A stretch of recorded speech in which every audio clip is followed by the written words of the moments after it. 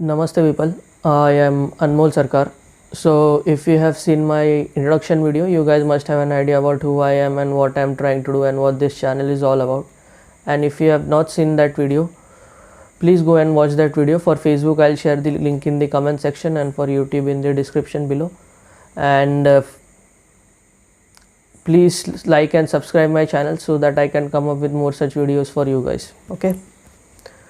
So without wasting any further time, let's get straight down to today's topic. So if you have seen my last video, you guys must have known that how I was talking about 2005 New York conference and how this Devi Nagayam's political strategy gained high profile support from the US government officials at that point in time. So in today's video, we shall see into another such example of 2006. So in 2006, Dravidian Christianity becomes an international movement. Okay. Immediately after the New York conference, Devi Nagayam supporters in the US formed a World Tamil Spiritual Awareness Movement. Okay.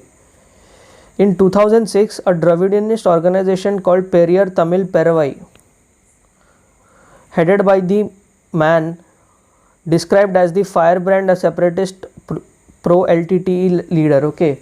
So he was a leader of LTTE. If you don't know who LTTE is a basic radicalist Tamil group which operated out of Sri Lanka, who fought for Dravidian liberation movement and all.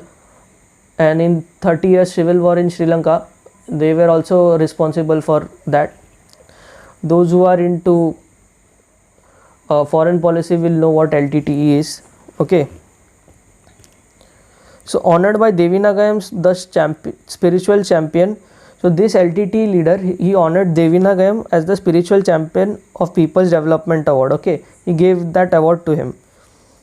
Okay, so in 2006 these developments took place, and after this 2005 conference and 2006 Devi Nagayam's blatant propagation of Christianity, it was taken up by George Bush.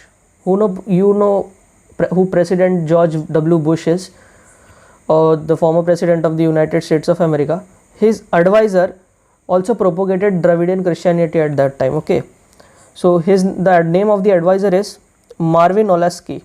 Marvin Olasky, an advisor to President George W. Bush, he was also the chief editor of the World magazine. He writes to his huge American readership about the global Christianity. His article titled How Did Jesus Change Hinduism? Okay, this was the title of the article, How Did Jesus Change Hinduism? Introduces a history of Hinduism to American readers, which quotes that the two major dimensions of Hinduism today are Vishnu followers and Shiva followers, arose not from early Hinduism but from early Christianity churches, probably planned by the Apostle Thomas in India from 52 AD to 68. Apostle Thomas means Saint Thomas is talking about.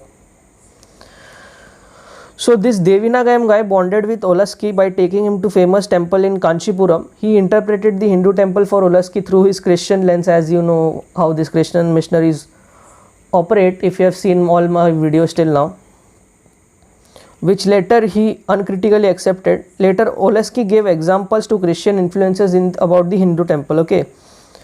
He said a few points which I will quote. Since the shape of the temple was not square, Olasky felt it must be loosely molded on the temple in Jerusalem. The priest, however, gave coconut water and some solid pieces of medicinal leaf while dancing, and Olasky saw this as a Hindu intention of communication. Another image reminded Olasky of Christians being persecuted in India. He described a figure of a man undergoing punishment by being impaled on a sharp scale. Okay, Both his arms were thrust out of the portrayal look, which looked like a man on the cross. Now see how he is interpreting the various Hindu traditions. Okay, next to that icon was a figure of another man hung upside down as a pit, as it was Peter in Rome. Okay, having made this observation, Oleski added, is this what happened to early Christians in India? So this is what he tried to appropriate. So after this 2005 conference, there was a particular evangelist known as Dr. J. David Bhaskara Das, whose PhD title was, whose thesis was Six Darshanas and the Religions of Tamils in the Light of Bible. So he basically did a PhD on this. So he quotes that, he writes an article titled The Contribution of St. Thomas to Development of Indian Religion and Philosophy, which states, the atheistic religions of Buddhism and Jainism were well rooted in India as early as 6th century BC. The minor god worship, king worship, hero worship, nature worship, polytheism, henotheism, sacrificial worship of Dravidians and such worship of the Aryans, etc. were prevalent in India in the time of advent of St. Thomas. The international ship between karma and dharma is thus misinterpreted as religious sanctions by the Aryans to subjugate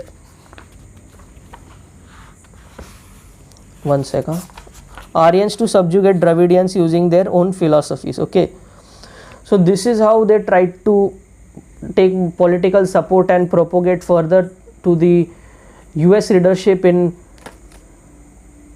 the US, basically the Christian readership and the Hindu readership in US, how they are introducing Hinduism to their own people, so they can have a distorted view of this. So this was it for today, guys. Please enjoy this video, and tomorrow we will see how the second international conference on history of early Christianity was done. Till then, enjoy this video.